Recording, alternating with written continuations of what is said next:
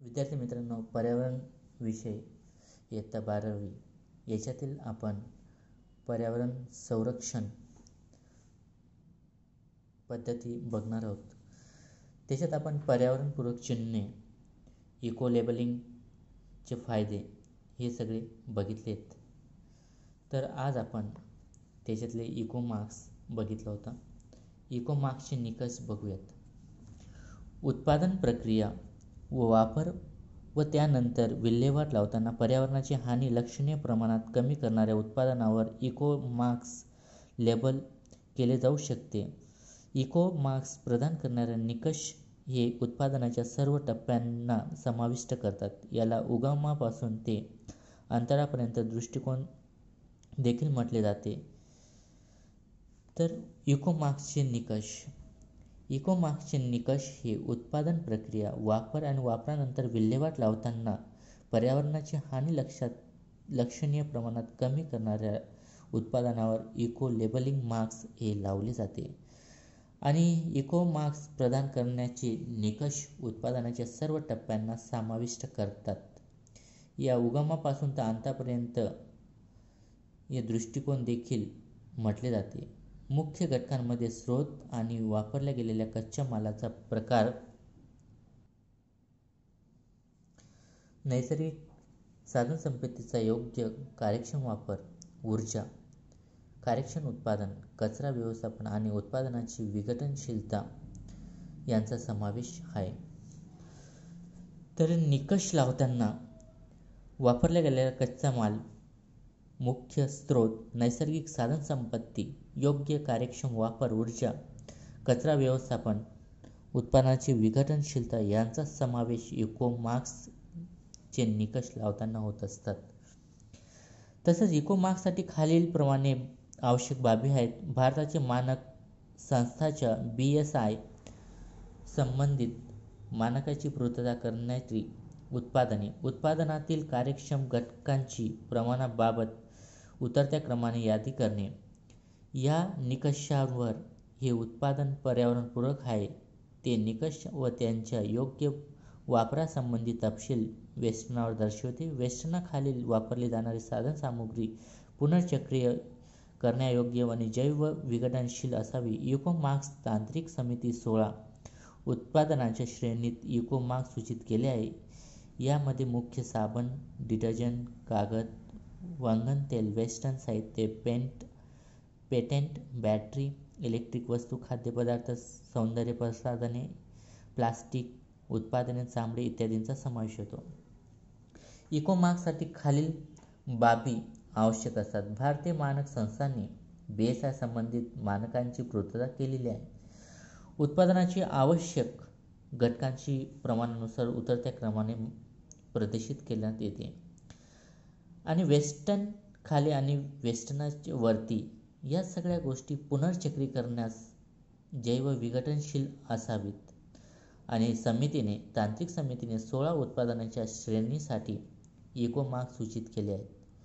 त्यात विविध घटकांचा समावेश केलेला आहे. भारतात इको मार्क्स योजनेचे लोगो म्हणून मातीची भांडी निवडले गेले आहेत आणि जे मातीसारख्या पुनर्वापरयोग्य संसाधनांचा वापर करते, कमी ऊर्जेत तयार होते, तसेच घातक कचरा निर्मिती करत नाहीत आणि त्याचे घन डौलदार स्वरूप व टिकाऊ मृदुता दोघी प्रतिनिधित्व करत असते. तर विद्यार्थी मित्रांनो, इको मार्क्सने लोगोने मातीची भांडी निवडलेत. त्याचा पुनर्वापर सुद्धा करता येतो आणि चांगली टिकाऊ स्वरूपाची भांडी ती प्रतिनिधित्व करत असतात. ISOने 14,000 मानक. ISO 14,000 ही पर्यावरण व्यवस्थापनाची मानदंडाची एक प्रणाली आहे, जी संस्था आंतरराष्ट्रीय मानांकन ISO द्वारे प्रकाशित केली गेलेली आहे. ज्या संस्थांना ज्याचे पर्यावरण व्यवस्थापन प्रयत्न सुधारण्याची आवश्यकता आहे, अशा संस्थांनी ISO 14,000 मानक मार्गदर्शक सूचना प्रदान करतात. तर पर्यावरण व्यवस्थापनाची मानदंडाची एक प्रणाली आहे आणि ती ही म्हणजेच ISO द्वारे प्रकाशित केली जाते. आणि जिथं व्यवस्थापन पर्यावरणाचे व्यवस्थापन सुधारणा आवश्यक आहेत तिथं मार्गदर्शन सूचना प्रदान करत असतात. पर्यावरणावर परिणाम करणाऱ्या संस्थेच्या उपक्रमात व्यवस्थापन करण्याची ही एक प्रक्रिया आहे. ISO 14000च्या माध्यमातून कोणतीही संस्था आंतरराष्ट्रीय स्तरावर स्वीकारलेल्या जाणाऱ्या मानकांप्रमाणे ज्यांची पर्यावरण पद्धती अवलंबते. ISO 14000 अंतर्गत प्रमाणपत्र म्हणजे संस्था पर्यावरण अनुकूल पद्धतीत सुनिश्चित करणारी एक संस्था आहे. तर ह्या संस्थेमध्ये कोणतीही संस्था आंतरराष्ट्रीय स्तरावर स्वीकारलेल्या जाणाऱ्या मानकांप्रमाणे त्याची पर्यावरणाची पद्धती अवलंबते. ISO 14000 प्रमाणपत्र मिळून संस्थेला अनेक फायदे होतात, जसे प्रदूषण नियंत्रण, कचरा व्यवस्थापन प्रणाली, तसेच त्यांचा कच्चा माल आणि ऊर्जेच्या संवर्धनाद्वारे आर्थिक बचतसुद्धा करण्यात येते. पर्यावरणीय परिणामांचे मूल्यांकन, एन्व्हायरमेंट इम्पॅक्ट असेसमेंट EIA. पर्यावरण परिणाम मूल्यांकन म्हणजे प्रस्तावित कृती आणि प्रकल्पांच्या पर्यावरणावर होणाऱ्या परिणामांची ओळख, अंदाज आणि मूल्यांकन करण्यासाठी एक पद्धतशीर प्रक्रिया आहे. तर पर्यावरणाचे मूल्यांकन पर्यावरणावर होणाऱ्या परिणाम, अंदाज ओळखून मूल्यांकन करण्याची एक प्रक्रिया होय. IEA उद्दिष्ट. EIAची उद्दिष्ट एखाद्या क्षेत्रात विकासाची कामाची आर्थिक, पर्यावरणाचे आणि सामाजिक परिणाम ओळखून अंदाज करणे व त्यांना मूल्यमापन करणे, निर्णय घेण्यासाठी पर्यावरणावर परिणाम करणारी माहिती पुरवणे, योग्य पर्यायाने उपाययोजना शोधणे, संसाधनांचे संवर्धन, कचरा कमी करणे आणि कचऱ्यापासून पुनर्प्राप्तीची चालना देणे, शाश्वत विकासास प्रोत्साहन देणे. EIची उद्दिष्ट. तर विकासाच्या कामांना आर्थिक, पर्यावरणीय, सामाजिक ओळखचा अंदाज आणि मूल्यमापन, पर्यावरण परिणाम करणारी जे घटक आहेत त्यांची माहिती आणि निर्णय घेणे, उपाययोजना, संसाधनांचा कचरा कमी करणे, संवर्धन आणि कचरा कमी करणे आणि पुनर्प्राप्तीस चालना देणे आणि बॅलन्सिंगचं कामसुद्धा चांगल्या पद्धतीने करणे. भारतीय पर्यावरण प्रभाव मूल्यांकन. जेव्हा एखादा नवीन विकास प्रकल्प तयार केला जातो व त्याच्या पर्यावरणाच्या गुणवत्तेवर परिणाम होण्याची शक्यता असते तेव्हा EIA करणे आवश्यक आहे.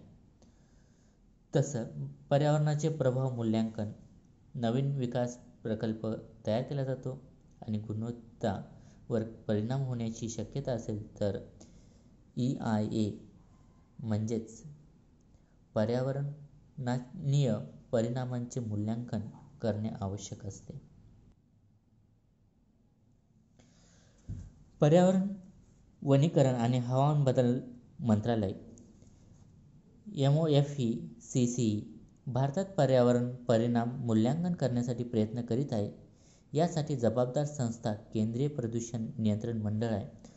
भारतात EIAची सुरुवात 1994 पासून झाली. EIA अधिसूचना 2006 अंतर्गत पर्यावरण, खाण, सिंचन, वीज वाहतूक इत्यादी ठराविक क्षेत्रात येणाऱ्या 40 कार्यांसाठी EIA आवश्यक आहे. भारतामध्ये 1994 सालीपासून EIA सुरुवात झाली आणि अधिसूचना 2006 अंतर्गत उद्योग, खाणकाम, सिंचन, वीज वाहतूक या ठराविक क्षेत्रात येणाऱ्या 40 कार्यांसाठी EIA आवश्यक आहे. कोणत्याही विकासित प्रकल्पांसाठी पर्यावरण मंत्रालयाकडून पर्यावरणाची मंजुरी मिळवणे हे सरकारचे धोरण आहे. EIAचे महत्त्व. EIA हे पर्यावरण व्यवस्थापनात एक उपयुक्त घटक आहे. EIA हे प्रकल्पांच्या व्यवहार्यतेवर परिणाम करू शकणाऱ्या समस्या, संघर्ष, नैसर्गिक संसाधनांच्या वापरातील मर्यादावर त्यावर लक्ष केंद्रित असते. समस्यांचा अंदाज घेतल्यानंतर EIA समस्या कमी करण्यासाठी उपाय शोधते, प्रकल्पाच्या शाश्वततेसाठीचे मार्ग सुचवते. EIAचे शाश्वत विकासाचे साधन मानले जाते. तर EIAचे महत्त्व. ही पर्यावरणीय व्यवस्थापनाचा एक उपयुक्त घटक आहे. तसंच ज्या समस्या पर्यावरणावरती ज्या समस्या, संघर्ष, नैसर्गिक संसाधनं या वापरातील मर्यादा यांच्यावरती लक्ष केंद्रित करत असते आणि समस्यांचे अंदाज घेतल्यानंतर समस्या कशा पद्धतीने कमी होतील आणि त्याच्यावरती उपाययोजना शोधणे हे सुद्धा काम करत असते आणि प्रकल्पामध्ये पर्यावरणीय बॅलन्स कसा ठेवता येईल याचे मार्ग सुचवते आणि EIA हे शाश्वत विकासाचे एक साधन मानले जाते. नवीन EIA अधिसूचनानुसार प्रकल्पांच्या 2 श्रेणी निश्चित केल्या आहेत. श्रेणी ए यामध्ये बंदरे, महामार्ग, पाणी व स्वच्छता, शहरी वाहतूक, घनकचरा व्यवस्थापन क्षेत्र आणि पर्यावरण परिणामाची शक्यता असणारे मोठे प्रकल्प असे प्रस्ताव तज्ज्ञ मूल्यांकन समिती एक्सपर्ट ॲप्रेझल कमिटीच्या माध्यमातून केंद्र सरकारकडे हाताळते. EIAचे 2 श्रेणीमध्ये भाग केले गेले. श्रेणी अ, श्रेणी ब. तर यामध्ये बंदरे, महामार्ग, पाणी, स्वच्छता, शहरी वाहतूक व्यवस्थापन, पर्यावरणातील परिणाम, शक्यता, मोठे प्रकल्प यांचं सगळ्या समित्यांमधून या सगळ्या गोष्टी हाताळल्या जातात. श्रेणी ब यामध्ये छोटे प्रकल्प आहेत, त्याचे पर्यावरण परिणाम कमी करणे प्रस्ताव राज्य तज्ज्ञ मूल्यांकन समिती स्टेट एक्सपर्ट ॲप्रेझियल कमिटी राज्य स्तर हाताळते. तर या सगळ्या गोष्टी या 2 प्रकल्पांमधून श्रेणींमधून निश्चित केले गेले आहेत. पर्यावरणीय परिणामांचे मूल्यांकन प्रक्रिया EIA प्रकल्प योजना, कार्यक्रम, उपक्रम ठरवणे, त्याच्यानंतर पर्यावरणीय पायाभूत माहिती स्थापित करणे, सकारात्मक आणि नकारात्मक परिणामांची ओळख आणि मूल्यांकन, पर्यायी आणि सुधारणात्मक उपाययोजनांची चर्चा, पर्यावरण परिणाम अहवाल तयार करणे, सार्वजनिक सल्ला मसलत, पर्यावरणीय समितीवर मान्यता, अंमलबजावणी करणे, नंतरची देखरेख ही पर्यावरण परिणाम मूल्यांकन प्रक्रिया होय. प्रकल्प छाननी ही EIA पद्धतीतली पहिली पायरी आहे. प्रकल्प प्राप्ती प्रस्तावित जागेची संवेदनशीलता, पर्यावरणातील अपेक्षित प्रतिकूल प्रक्रिया या निकषावर छाननी प्रक्रिया अवलंबून असते. तर पहिली पायरी या प्रकल्पाची व्याप्ती, जागेची संवेदनशीलता, पर्यावरणातील अपेक्षित प्रतिकूल परिणाम निकषांवर छाननी केली जाते. व्याप्ती यात संबोधन केलेल्या समस्या व परिणाम यावर अवलंबित असते. EIAच्या व्याप्ती म्हणजे प्रकल्प मुख्य परिणाम निर्धारित करते. पर्यावरणाची पायाभूत माहिती स्थापित करणे. पायाभूत माहिती म्हणजे प्रकल्पाचे प्रस्तावातील जागेची जैव, भौतिक आणि सामाजिक आणि आर्थिक पार्श्वभूमी होय. व्याप्ती तर समस्या आणि परिणाम यावर अवलंबून असते. तर EIAची व्याप्ती म्हणजे प्रकल्पाचे मुख्य परिणाम निर्धारित होय. तसंच जैव, भौतिक आणि सामाजिक आर्थिक पार्श्वभूमी ही प्रस्थापित करत असते. परिणामांचे विश्लेषण या टप्प्यांमध्ये संभाव्य परिणाम आणि सामाजिक परिणाम शोध घेऊन परिणामांविषयी भाकीत केले जाते आणि त्याच्या प्रभावाचे मूल्यमापन केले जाते. पर्यायी विचार हे प्रकल्पाच्या प्रभावावर आधारित उपाययोजना आणि सुधारात्मक कृती यावर लक्ष केंद्रित केले जाते. पर्यावरण परिणाम अहवाल एन्व्हायरमेंटल इम्पॅक्ट स्टेटमेंट तयार करते. या प्रकल्पाचा तपशील वर्णन प्रकल्पाचा नैसर्गिक वातावरणात तसेच लोकांवर होणारा परिणाम याचा समावेश असतो.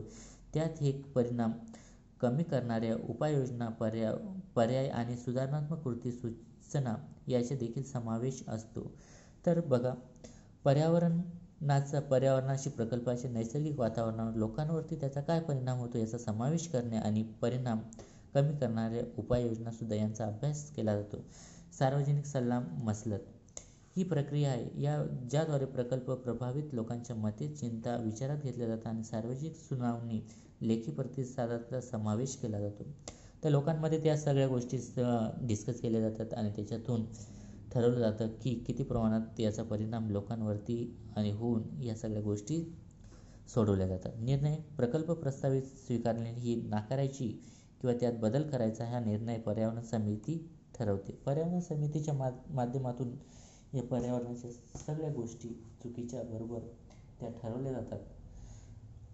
त्यानंतरची देखरेख प्रकल्प कृतीच्या आल्यानंतर ही पायरी प्रकल्पाच्या परिणाम कायद्यांची मर्यादित आहेत किंवा दुष्परिणामाच्या उपाययोजनेत अंमलबजावणी EIA अहवालामध्ये दिल्याप्रमाणे आहे याबाबत देखरेख यामध्ये केली जात असते.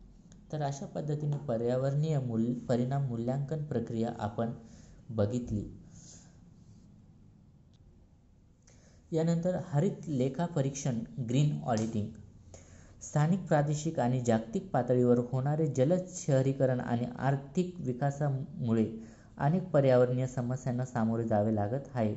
या पार्श्वभूमीवर सर्व संस्थांसाठी पर्यावरण लेखा परीक्षण प्रणाली अवलंबून आहे, ज्यामुळे शाश्वत विकास होईल आणि पर्यावरणीय शाश्वतता हा देशासाठी एक महत्त्वाचा विषय होत चालला आहे. यासाठी संस्थांची भूमिका अधिक महत्त्वाची आहे. तर हरित लेखा परीक्षण म्हणजे काय? स्थानिक, प्रादेशिक, जागतिक पातळीवर जलद शहरीकरण, आर्थिक विकासामुळे अनेक पर्यावरणीय समस्यांना सामोरे जावं लागत आहे. या सर्व संस्थांनी पर्यावरण लेखा परीक्षण प्रणाली अवलंबणे आवश्यक आहे. पर्यावरणाचा पर्यावरण बॅलन्स ठेवायचे असेल तर या संस्थांनी अधिक भूमिका करणं महत्त्वाचं आहे. हरित लेखा परीक्षण ही एक अनोखी प्रक्रिया आहे. संस्थांमध्ये उपलब्ध संसाधनांचा म्हणजे ऊर्जा, पाण्याची गुणवत्ता, जागा आणि हवेची गुणवत्ता जाणून घेते. हरित लेखा परीक्षण ही विविध आस्थापनाच्या पर्यावरणीय विविधतेच्या घटकांची पद्धतशीर ओळख, प्रमाणीकरण, नोंद, अहवाल आणि विश्लेषण करणारी प्रक्रिया आहे. तर हरित लेखा परीक्षण एक विशेष प्रक्रिया आहे. त्याच्यामध्ये या संसाधनांचा ऊर्जा, पाणी, गुणवत्ता, जागा, हवेची गुणवत्ता या सगळ्या गोष्टीचा अभ्यास करत असते आणि त्याचा नोंद आणि अहवाल, विश्लेषण आणि या सगळ्या प्रक्रियासुद्धा करत असते. संस्थांची कार्य त्यामुळे स्थानिक रहिवासी आणि पर्यावरणाला धोका निर्माण होऊ शकतो का याचे परीक्षण करणाऱ्या हेतूने हरित लेखा परीक्षेची सुरुवात 1970 पासून करण्यात आली. तर स्थानिक लोकांची जी रहिवासी त्यांना काही धोका पोचतो का आणि हेतूने हरित लेखा परीक्षण सुरुवात 1970 पासून सुरुवात करण्यात आली आहे. संस्था सर्वात जास्त ऊर्जा आणि पाणी इतर संस्थांत कुठे वापरले जात असेल हे निर्धारित करण्यासाठी हरित लेखा परीक्षण हे उपयुक्त साधन असू शकते. त्यानुसार संस्था बदल कसे राबवायचे आणि संवर्धन कसे करायचे याचा विचार करू शकते. तर संस्थांमध्ये सर्वात जास्त ऊर्जा, पाणी, संसाधन कोणत्या क्षेत्रामध्ये वापरले जातात आणि त्या संस्था कशा बदल आणि संवर्धन करायचे याचा सुद्धा विचार करत असतात. लेखा परीक्षण मुख्य उद्दिष्ट म्हणजे संस्थेच्या आणि आसपासच्या पर्यावरणाची स्थिती सुधारणे, पर्यावरणाचे संरक्षण करून मानवी आरोग्यास होणारे धोके कमी करणे हे या उद्दिष्ट या संस्थेद्वारे पर्यावरणावर परिणाम करणाऱ्या कार्यपद्धतीने विश्लेषण केले जाते. तर ह्या लेखा परीक्षेचे उद्दिष्ट म्हणजे काय? आसपासच्या पर्यावरणाची स्थिती सुधारणे आणि मानवाला संरक्षण आणि आरोग्याचे धोके कमी होतील हे त्या उद्दिष्ट हरित लेखा परीक्षण ग्रीन ऑडिटिंगचे आहेत. तर हरित लेखा परीक्षण कचरा लेखा परीक्षण, जल लेखा परीक्षण, ऊर्जा लेखा परीक्षण, पारिस्थितिकीय लेखा परीक्षण अशा पद्धतीने ते लेखा परीक्षण काम करत असते.